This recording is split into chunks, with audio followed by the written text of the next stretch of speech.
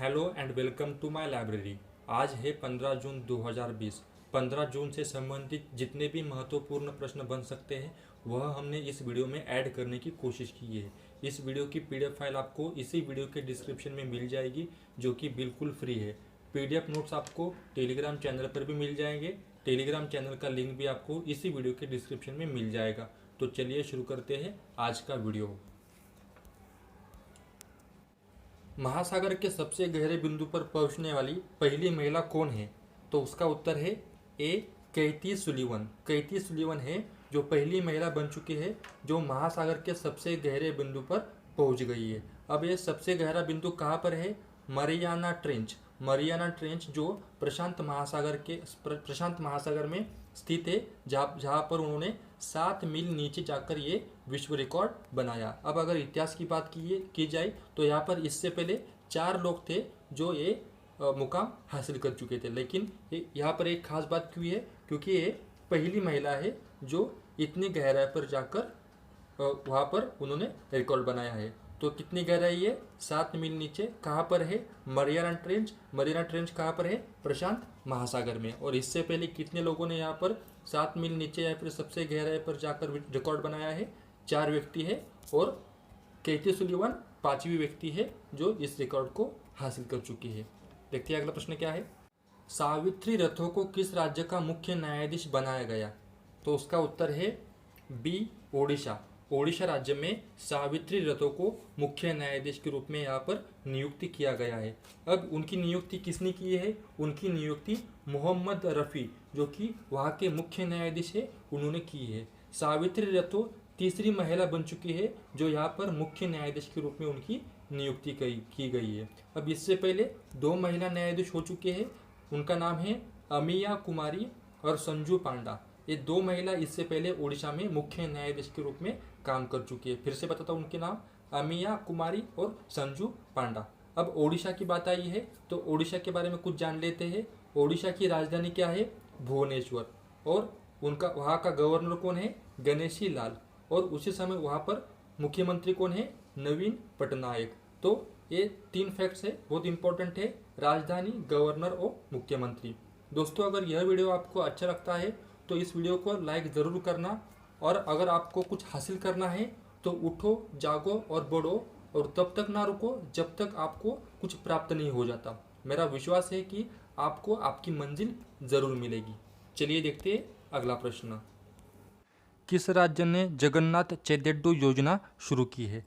तो उसका उत्तर है सी आंध्र प्रदेश। आंध्र प्रदेश ये राज्य है जिसने ये योजना शुरू की है। अब ये योजना किसके लिए शुरू की है? ये योजना आंध्र प्रदेश में जो भी नाई, टेलर्स और धोबी समाज से आते हैं उनके लिए ये योजना शुरू की है। ये कौन सी योजना है? ये एक वित्तीय योजना है जहाँ पर 60 वर्ष से कम आयु के लिए ये योजना लागू होगी। अब यहाँ पर कितने लोगों को यहाँ उन्होंने बेनिफिट दिया है?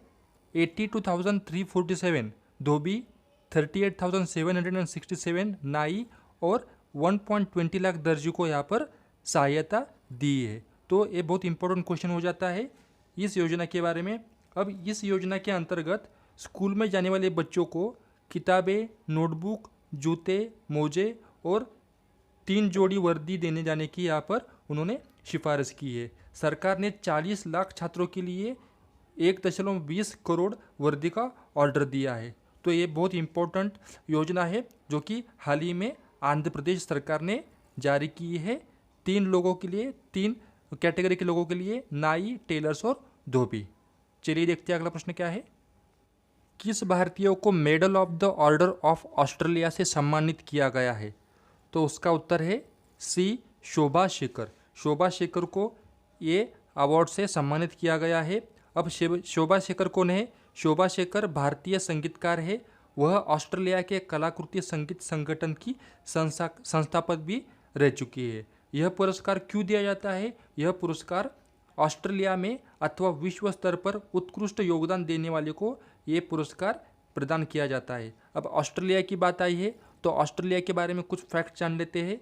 ऑस्ट्रेलिया का प्रधानमंत्री कौन है? Scott Morrison. स्कॉट मॉरिसन है जो कि ऑस्ट्रेलिया के पंतप्रधान है। अब ऑस्ट्रेलिया की करेंसी कौन सी है? ऑस्ट्रेलियाई डॉलर, ऑस्ट्रेलियाई डॉलर है वहाँ की करेंसी। और ऑस्ट्रेलिया की राजधानी कौन सी है? कैनबेरा, कैनबेरा है जो कि ऑस्ट्रेलिया की राजधानी है। चलिए देखते हैं अगला प्रश्न क्या है। किस राज्य ने इस्तेमाल किए मास्क को डिस्पोज करने हेतु यंत्र विकसित किया है? तो उसका उत्तर है केरल, सी केरल। केरल राज्य ने उस इस्तेमाल किए हुए मास्क को डिस्पोज करने हेतु यंत्र विकसित किया है। अब उन्होंने कितने यंत्र विकसित किए हैं?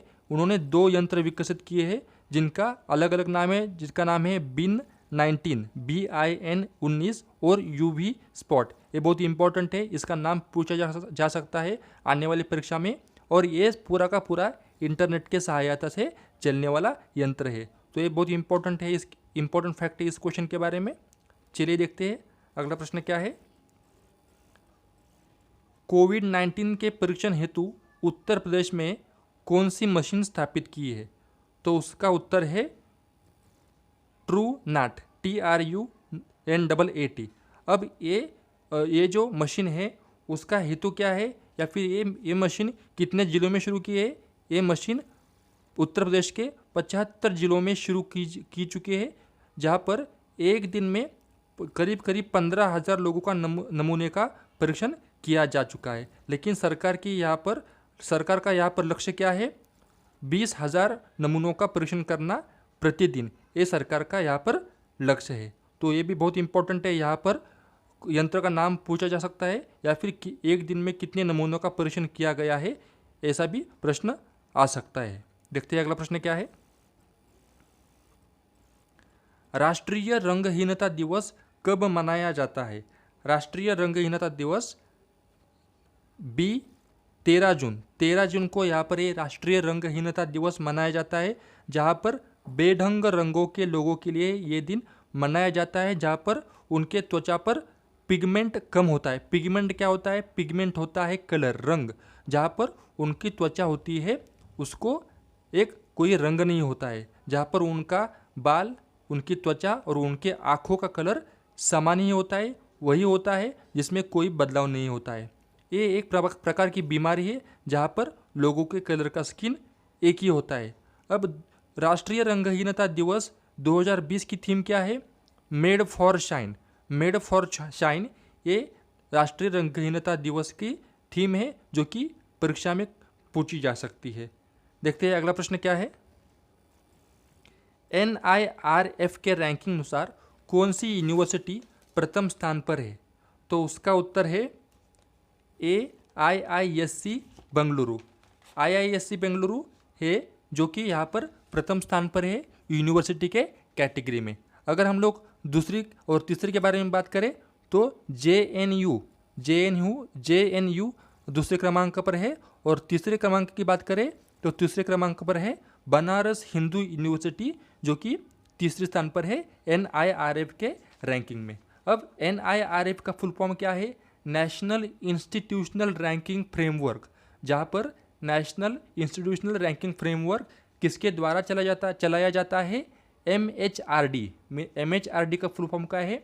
Ministry of human resource development, ये इसका फुल फॉर्म है। अगर हम लोग ओवरऑल की बात करें तो ओवरऑल में सबसे प्रथम क्रमांक किसका है? सबसे प्रथम क्रमांक है IIT मद्रास। ओवरऑल में IIT मद्रास का क्रमांक 1 है। 2 नंबर पे कौन है? IISc, that is Indian institute of science Bangalore, दूसरे नंबर पे है। और तीसरे नंबर पे कौन है? IIT दिल्ली। तो ओवरऑल के बारे में IIT मद्रास 1 नंबर पे, IISc बेंगलोर 2 नंबर पे, और IIT दिल्ली 3 नंबर पे।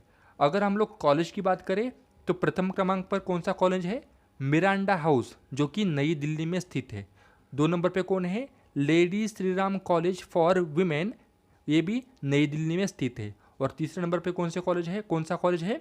हिंदू कॉलेज, जो कि फिर से नई दिल्ली में स्थित है। तो अगर कॉलेज की बात की जाए तो तीनों के तीनों कॉलेज नई दिल्ली से ही बिलोंग करते हैं। देखते हैं अगला प्रश्न क्या है। किस राज्य ने पर्यावरण मंत्रालय का पुनर्नामकरण किया है? तो उसका उत्तर है सी महाराष्ट्र। महाराष्ट्र राज्य ने पर्यावरण मंत्रालय का पुनर्नामकरण किया है। अब नया नाम क्या है? नया नाम है पर्यावरण जलवायु परिवर्तन मंत्रालय, जो कि बदला हुआ नाम है। अब ये नाम कब दिया गया? अब हाल ही में निसर्ग तूफान आ चुका है, तो आया था, तो उसके बाद तुरंत ही महाराष्ट्र सरकार ने इस मंत्रालय का नाम बदलने के डिसीजन लिया और वहाँ पर उन्होंने नया नाम पर्यावरण जलवायु परिवर्तन मंत्रालय ऐसे कर दिया है। देखते हैं अगला प्रश्न क्या है। हाल ही में इफ्को ने किसके साथ समझौता किया है? तो इसका उत्तर है बी, ICAR।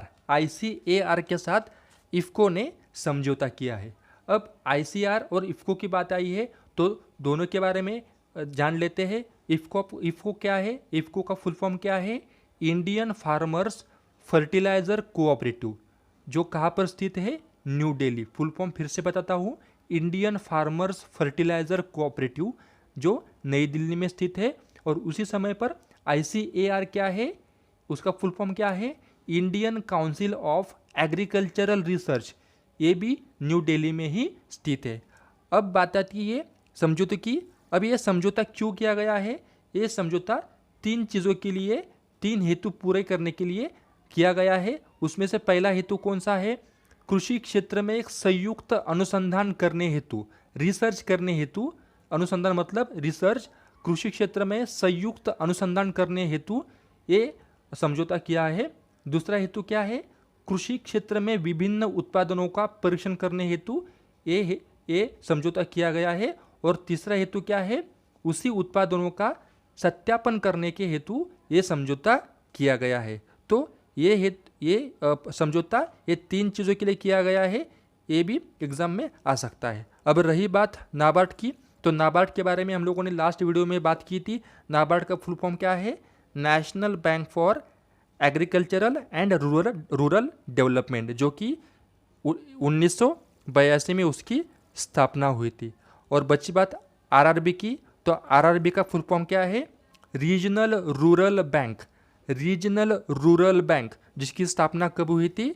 1975 में। 1975 में उसकी पहली बार स्थापना हुई।